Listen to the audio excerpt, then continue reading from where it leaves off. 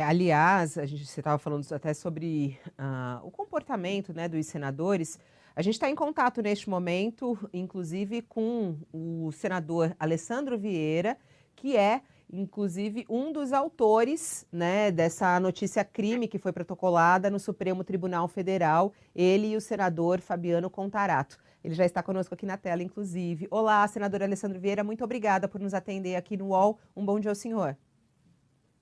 Bom dia, Fabíola, Josias, bom dia a todos.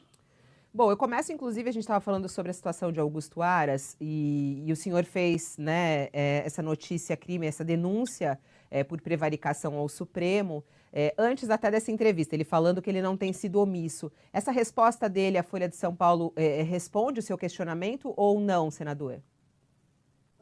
O procurador Augusto Aras conseguiu ter um chamamento de atenção por parte de 6 ministros do Supremo. São 11, 6 já pediram que ele cumprisse sua obrigação diante da omissão. É uma vergonha para o Ministério Público Federal a postura de Augusto Aras, e é assim desde o início da sua gestão. É um cidadão que procura fazer política, um carreirista, um cidadão que está procurando uma vaga, tentando cavar uma vaga no Supremo até hoje, e que contempla as piores necessidades do mundo político de Brasília, que é justamente o acobertamento, a omissão. Adotamos essa medida, a medida extrema, para tentar fazer com que investigações que o próprio Ministério Público quer fazer, você tem a informação das várias tentativas de subprocuradores, para que ele coloque efetivamente o cargo a serviço do Brasil e não a serviço de interesses próprios ou de terceiros. É lamentável. Augusto Aras hoje circula pelo Senado fazendo promessas no sentido de que, num segundo mandato, será independente. Lembra muito o Talibã, chegando ao seu segundo momento de tirania no Afeganistão e prometendo que vai ser moderado. Difícil acreditar. Senador, o senhor vê alguma possibilidade de o resultado a ser exposto no relatório final da CPI encontrar um outro destino que não seja o arquivo do Augusto Aras e a gaveta do Arthur Lira? É preciso buscar caminhos alternativos. Né? Isso pode ser feito diretamente ao Supremo, através de uma notícia-crime, isso pode ser feito também com denúncias a depender da tipificação do Tribunal Penal Internacional. A parte política, que é do crime de responsabilidade, e há crime de responsabilidade, muito claramente, isso vai depender de uma pressão da sociedade, de uma compreensão por parte desse centrão, que é materializado lá na figura do Lira, de que esse governo está naufragando e que não gera mais expectativa de continuidade do poder. Não pode ser inocente imaginar que Lira e figuras como ele vão fazer alguma coisa em benefício do Brasil, ou no melhor interesse dos brasileiros. Eles atuam sempre em interesse próprio, mas é provável, pelo menos é possível, que o interesse próprio dessas figuras deixe de estar conectado ao de Bolsonaro. Senador, a gente hoje trouxe a reportagem do relatório preliminar, na verdade, né, o texto base da CPI da Covid, que já tem mais de 1.000 páginas. O senhor está participando da elaboração desse relatório? Quais são os trechos mais importantes e que, inclusive, trazem ali crimes cometidos pelo presidente Bolsonaro e por outras pessoas, e quem são essas pessoas?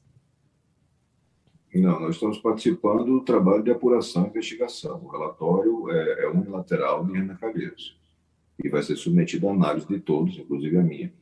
A gente vai ter que avaliar bem se a tipificação está adequada e se a descrição dos fatos faz sentido. Eu não tenho esse documento em mãos para poder emitir opinião. Não tem, eles não divulgam nada, o senhor não tem acesso a nenhum trecho ainda? Nós temos acesso a todo o conteúdo da investigação. Como o Renan está relatando isso, eu não tenho acesso. Tá. Então, não tenho como dar nenhuma opinião sobre isso. Então, pode falar, Josias. Então, houve uma reunião na terça-feira do Aras com o Renan, o senador Omar Aziz e o Randolph. O senhor soube dessa reunião? Soube o que discutiram ou não? É uma iniciativa unilateral de Renan Calheiros e Randolph Rodrigues. Eu não tenho nem a confirmação da participação do Omar nisso. E não foi comunicado a nenhum integrante da comissão, pelo menos não que eu tenha conhecimento sobre o conteúdo da conversa e enfim, o objetivo dessa conversa. Até nesse ponto.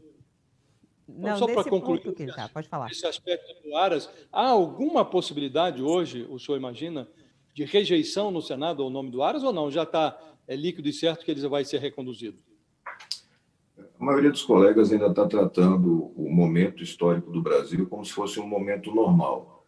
Uma situação de normalidade, a recondução do PGR acontece sem muita dificuldade.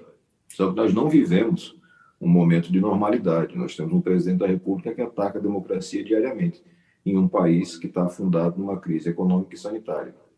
É nesse contexto que tem que se fazer a avaliação, e essa avaliação tem que ser muito firme. Eu tenho certeza que a sabatina de Augusto Aras será muito dura, ele vai ser confrontado com as várias omissões e erros da sua gestão, o quanto isso impacta na democracia, o quanto isso impacta na vida dos brasileiros, e eu espero que os senadores assumam a responsabilidade de corrigir rumos. Se não for esse o caminho, que seja o caminho da justiça, porque não pode deixar de lutar pelo que é certo. Há algumas críticas sobre a atuação da cúpula da CPI, que são essas reuniões que alguns participam, e aí tem os pronunciamentos em nome de toda a CPI. Como é que o senhor analisa essa cúpula da CPI? É um parlamento, né? Um colegiado. Então, sempre que você consegue maioria, não há problema. Você não pode ter uma minoria falando pela maioria. No caso das reuniões de organização de trabalhos, eu não vejo problema nenhum, né? Você tem claramente uma maioria de senadores que define um roteiro. É assim que tem que ser em qualquer colegiado. E você não vê nenhuma iniciativa, nenhum esforço por parte daqueles que hoje representam o governo, que são a minoria, na CPI e no Senado em geral, para participar desses momentos. É muito mais uma preocupação de fazer crítica histérica para as redes sociais do que para colaborar na construção de um plano de trabalho, coisa que o vale, com honrosas exceções, é importante registrar. Já há iniciativas isoladas de relator e de presidente, aí eles só podem responder. Senador, a essa altura, com a CPI se encaminhando aí para as conclusões, perspectiva de encerramento agora em setembro, qual é a principal falha da comissão? Acertos a gente observa aqui e ali, agora qual é, a seu juízo, o principal problema? O que a CPI não conseguiu fazer? O senhor, por exemplo, tem um requerimento que, embora aprovado, não foi levado a efeito, não surtiu efeito, que era o da oitiva do depoimento do ministro da Defesa, o general Braga Neto, né? Quais são as omissões da CPI? O que é que a CPI não conseguiu fazer? Particularmente no caso do Braga Neto, o requerimento não chegou a ser pautado, não chegou a ser votado. Por falta realmente de condições, não temos votos suficientes para aprovação. É uma omissão grave. Braga Neto não é porque ele é general ou porque ele hoje é ministro da Defesa, porque Braga Neto, como ministro da Casa Civil, coordenava todo o esforço brasileiro de combate à pandemia, e essa coordenação foi um fracasso, muito claramente foi um fracasso. Então, é uma omissão grave, e que é resultado de um certo temor, um certo constrangimento que alguns senadores mais antigos têm de chamar um militar para ser ouvido e disso se gerar uma desculpa para acirramento de ânimos. Eu respeito muito, vários deles eu sei que estão com a melhor das boas vontades, mas não corresponde à realidade. Braga Neto estava na Câmara dos Deputados outra semana, prestando esclarecimentos, sem maiores constrangimentos. Essa coisa do vestal militar que não pode ser tocado não existe. Você acaba empoderando desnecessariamente figuras que não têm esse poder todo e dando para eles uma expectativa de que podem continuar avançando contra a lei. Numa democracia de verdade, todos estão submetidos à lei. Generais, senadores, tanto faz. Infelizmente, essa vai ser uma missão grave. E eu acho que a grande dificuldade, José, que nós tivemos na CPI foi a demora para encaixar um trabalho de equipe técnica.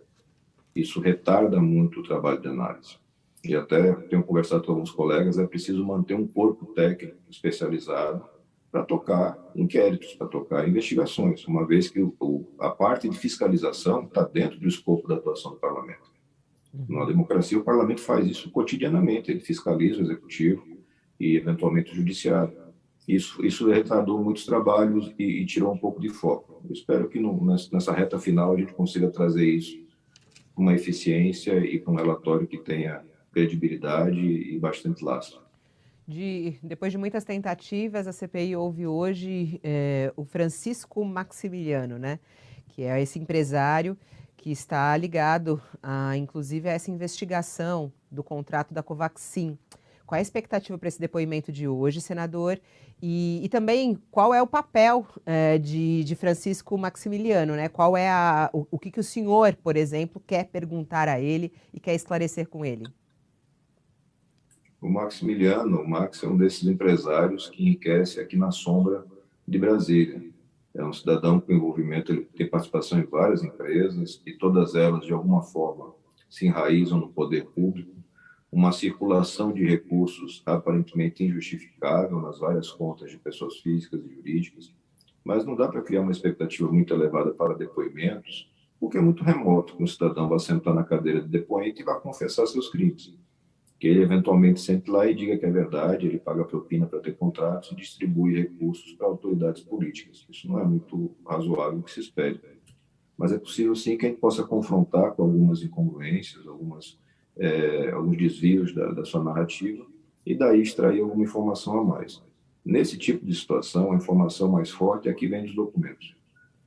Não só documentos recebidos pela CPI, pelo trabalho da CPI, mas também de operações policiais do Ministério Público, que envolvem também essa atuação do Max e de figuras que já são históricas em Brasília e que têm sempre envolvimentos em falcatruas, pelo menos há 2 décadas. Senador Ins, o senhor mencionava agora há pouco a dificuldade de dispor de uma equipe técnica que assessorasse a CPI, né? Noutras comissões parlamentares de inquérito, algumas delas bem-sucedidas, houve um trabalho complementar da Polícia Federal e da Receita Federal, mão de obra qualificada, requisitada pelo Parlamento e que assessorou as comissões. Nesta comissão, houve uma desconfiança da CPI em relação ao trabalho que a Polícia Federal ou que a Receita poderiam fazer, uma vez que o presidente aparelhou esses órgãos? Houve esse receio ou os senhores se serviram dessa mão de obra também? Nós tivemos acesso, com alguma demora, à equipe de apoio da Polícia Federal e da Receita, também servidores do TCU. O quantitativo foi absolutamente insuficiente e a gente teve mudança de algumas pessoas no meio da investigação. O delegado responsável, por exemplo, foi trocado sem nenhum aviso prévio no meio, agora, na reta final da apuração. Isso gera prejuízo.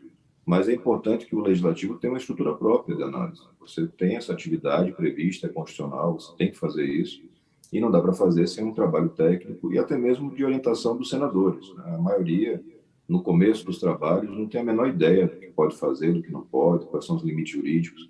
Então, acho que a gente pode aprimorar esse trabalho, e eu espero que esse lado da atuação parlamentar continue. Tem muita coisa no Brasil que precisa ser apurada, e que você não vê a apuração andando em outros órgãos por conta do tamanho mesmo, por conta da relevância política. E iluminar aquilo que está escondido em Brasília é muito importante para a democracia. Uhum. E até trazer confiança. O senador, em relação ao blogueiro Alan dos Santos, a CPI também quer apurar a respeito das notícias falsas, né? Qual é o foco dessa investigação, senador? Ele pode ser chamado para explicar?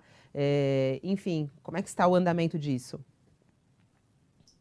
Nós temos no ponto de partida da CPI a compreensão de que o atendimento brasileiro à pandemia não funcionou por 2 falhas básicas. Essas falhas foram bem descritas pela ex-coordenadora do PNI, a doutora Fabíola. Nós temos o retardo na compra de vacinas e a ausência de um plano de comunicação, né? Porque você combate a pandemia com vacina e com comunicação bem feita, garantindo que a população consiga se proteger melhor. O Brasil fez o contrário. O Brasil desinformou o cidadão e continua desinformando. Nós temos o lamentável ministro da Saúde colocando em dúvida a eficácia de máscaras, se somando a doutora Lindora, para quem máscara só é obrigatório de desembargador para baixo. Desembargador para cima, ela não tem coragem, ela tem que dizer que não existem estudos que comprovam a eficácia de máscaras. Esse povo que não tem vergonha, é difícil falar de outra forma, é falta de vergonha, é falta mínima de uma decência pessoal, de manter coerência. Esse tipo de gente desinforma. E o cidadão desinformado não consegue se proteger. É onde entra a turma das fake news, e o Alan dos Santos é uma dessas figuras notórias, já responde a vários processos, faz parte de uma estratégia de comunicação que é focada na desinformação, no estímulo à radicalização e no ataque à democracia. Isso não é novo, isso não é invenção original nossa, isso vem do movimento radical que está espalhado por vários países e que teve uma atuação muito forte, por exemplo, nos Estados Unidos, e que está aqui hoje atuando a pleno vapor. É nesse sentido que vale a pena fazer a apuração de figuras como Alan dos Santos, mas eu não acredito na oitiva dele, coisa parecida, até porque parece que ele não mora mais no Brasil. E, repito, o depoimento tem um caráter importante e, às vezes, é necessário, enfim, indispensável, você tem que fazer, mas não dá para criar uma expectativa de confissões, isso não é tão comum, não. Agora, nesse Senador, ponto, né, a senhora até falou, só mais um pontinho aí, Josias, o senhor está falando sobre fake news. É possível afirmar, na sua análise, que essas notícias falsas, essas desinformações que foram divulgadas, mataram brasileiros, senador? Eu não tenho a menor dúvida, essa soma dos dois fatores, o retardo na compra de vacinas e a desinformação, aumentaram a exposição dos brasileiros. E aí é matemático, quanto mais exposto você está, mais rápida é a contaminação, mais longe vai a pandemia, mais gente adoece e naquela sequência que a gente conhece, mais doentes, mais internados, mais mortos. Isso se repetiu a exaustão até que os rumos foram sendo corrigidos quase que na marra. A compra de vacinas, mesmo muito retardada, começa a acontecer, mas isso gerou toda a disseminação e toda a dificuldade. E a gente tem, e aí a CPI já mostrou com muita clareza, a participação direta do presidente da República nesse processo. E aí Bolsonaro se ocupa prioritariamente em desinformar o brasileiro. Ataca as máscaras, o distanciamento social, a atuação dos governadores, a compra de vacinas, a eficácia das vacinas. É uma atuação criminosa e é uma atuação consciente. Eu não tenho o direito de imaginar que Bolsonaro não sabe o que está fazendo. Esse tratamento que se dá eventualmente ao presidente da República, que alguns senadores até da base governista usam, no sentido de, não, o que Bolsonaro fala no cercadinho ou numa entrevista não é para levar a sério. Não é assim que funciona, isso aqui é o mundo real. Ele não está aqui para ficar brincando com a vida das pessoas, fazendo show em live ou coisa parecida. Isso é muito sério, é gente morrendo, é gente ficando doente sequelada. E o cara tratando isso como se fosse uma brincadeira, não é brincadeira. É uma ação consciente para manter a radicalização, manter a polarização e, com isso, tentar permanecer no poder com o seu grupo, para a sua proteção, proteção da sua família e daqueles que, como ele, cometeram uma série de erros que seguramente serão tipificados como crimes. É preciso compreender esse momento histórico que a gente está vivendo e a importância do que se faz.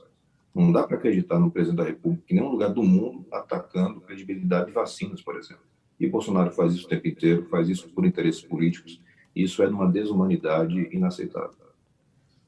Senador, o presidente do Senado, Rodrigo Pacheco, visitou ontem o presidente do Supremo, Luiz Fux, e defendeu nessa conversa a retomada do diálogo com o presidente Bolsonaro. Quem acompanha o trabalho da CPI fica com a impressão de que o presidente do Senado está oferecendo diálogo a um personagem, o presidente da República, que merece interrogatório. Pelo trabalho da CPI, ele merece interrogatório, não diálogo. O senhor acha que o posicionamento do senador Pacheco é adequado quando vai a um outro poder, ao presidente de um outro poder, para defender o diálogo com alguém que ainda à noite, horas depois dessa reunião, estava a ofender novamente o judiciário numa visita lá a Manaus? O senhor acha que está adequado o comportamento do presidente do Senado ou o senhor tem restrições a esse comportamento? Eu acho que é compreensível, Josias, e realmente a gente tem que tentar trazer sempre esse debate para o mundo dos adultos. Você não pode tratar uma disputa entre poderes como se fosse uma briga de crianças na escola, onde um faz birra e o outro deixa de conversar. Quem está num cargo relevante como esse não pode se recusar a dialogar com os poderes. Então, acho que o Rodrigo Pacheco faz um papel correto nesse sentido, mas é preciso complementar em paralelo. Os erros, os crimes têm que ser responsabilizados. O fato de manter o relacionamento institucional, porque a relação é entre instituições, não é entre pessoas, está correto. Mas as pessoas que ocupam cargos nessas instituições e que faltam com o seu dever precisam ser responsabilizadas. É assim que você amadurece a democracia, é assim que você amadurece o país. A gente está avançando aceleradamente com uma crise econômica, com seus impactos sociais, e não existe nenhuma expectativa de política pública por parte do governo para resgate. É tudo desconexo, é tudo infantilizado. Um debate para a rede social, para a mobilização de militantes, e sempre focado numa reeleição ou na permanência no poder por um golpe. Isso tem que ser confrontado. E é papel, sim, do presidente do Congresso Nacional confrontar essa situação. Mas ele pode fazer isso do jeito mineiro, não vejo por que não fazê-lo. Eu apenas acho que não pode deixar de lado o confronto de ideias e de oposição a esse ataque institucional constante que Bolsonaro faz. Acho que a gente vai ter que, em algum momento, fazer um ajuste de contas. O senhor acha que o presidente Bolsonaro vai realmente encaminhar o pedido de impeachment dos dois ministros do Supremo? E qual é o impacto que isso tem nos ataques, né, ao Supremo e ao conflito que existe neste momento entre as duas instituições, né, tanto a presidência quanto o Judiciário? Eu acredito que qualquer cidadão brasileiro pode encaminhar um pedido de impeachment e todos devem ser analisados. O nosso histórico, nesse sentido, é muito negativo. Nenhum pedido de impeachment de ministro foi analisado na nossa história. Isso está equivocado.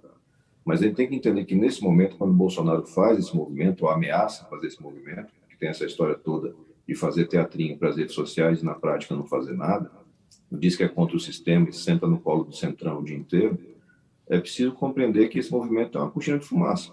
É uma tentativa de tirar o foco. Inflação subindo, a pandemia não está indo embora, um governo que está cercado de inquéritos e de investigações, inclusive a própria pessoa do presidente, e ele joga essas cortinas de fumaça, sempre numa tentativa para dizer que a culpa é dos outros, a responsabilidade é dos outros.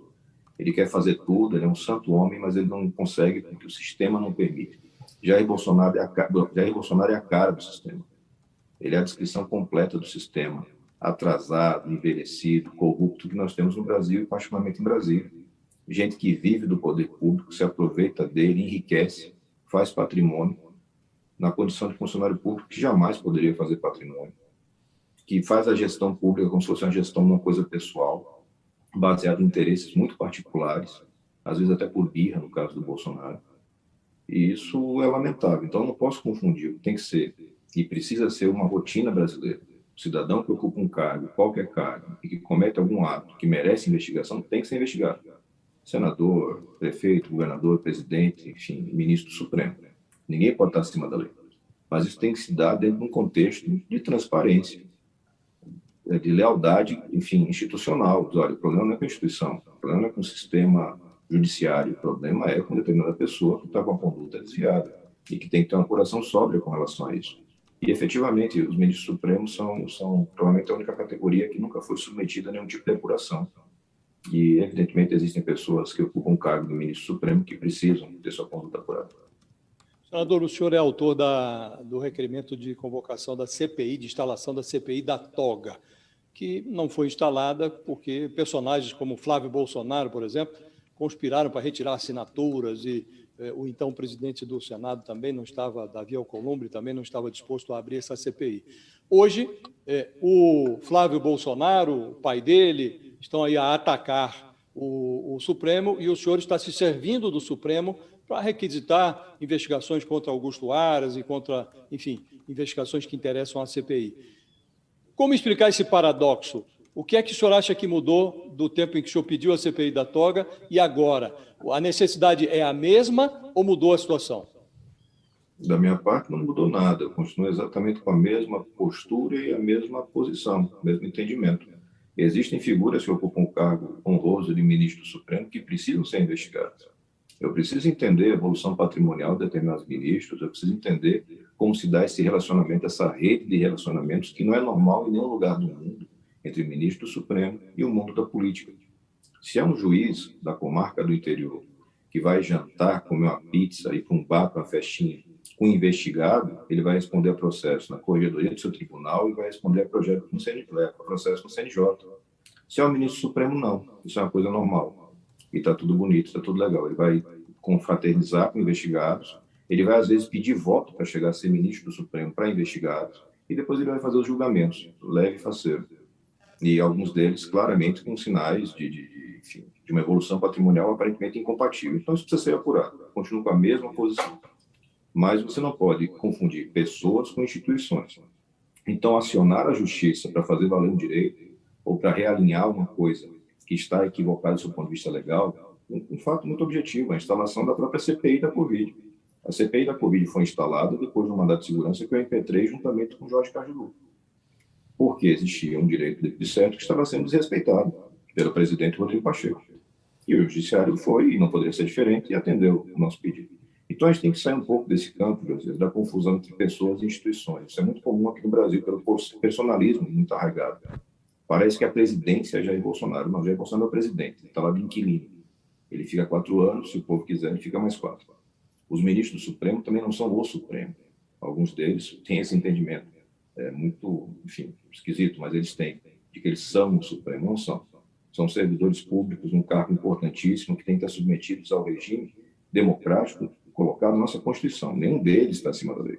Então, acho que não tem nenhuma incongruência. Da parte de Flávio Bolsonaro, Jair Bolsonaro, aí o oportunismo clássico. Eles, no primeiro momento, tentaram montar uma rede de proteção. O presidente Bolsonaro convocava senadores para pedir a retirada de assinaturas, e foi assim que ele teve o rompimento político com o senador, o falecido senador Major Olímpio. O Major Olímpio falou isso várias vezes na tribuna. E depois, agora, eles fazem esse arremedo que nunca se materializa de ataque ao Supremo. E a fato e objetivo. Quem tem rabo preso não pode brigar com um juiz ou com um ministro. Não pode questionar um procurador da República. Porque a gente precisa de mais gente que não tem rabo preso. Aí talvez a gente melhore o Brasil. Senador Alessandro Vieira, agradeço muito a sua participação ao vivo aqui no All News, esclarecendo os trabalhos da CPI e também a respeito aí da notícia crime que o senhor apresentou. Tem alguma expectativa de quando vem alguma resposta sobre isso? Já tem alguma notícia? Não? Não, infelizmente os prazos são bastante elásticos quando ele fala dos prazos. Tá certo. Muito obrigada. Um bom dia ao senhor. Bom dia. Obrigada, Josias de Souza. Até daqui a pouquinho. Até já.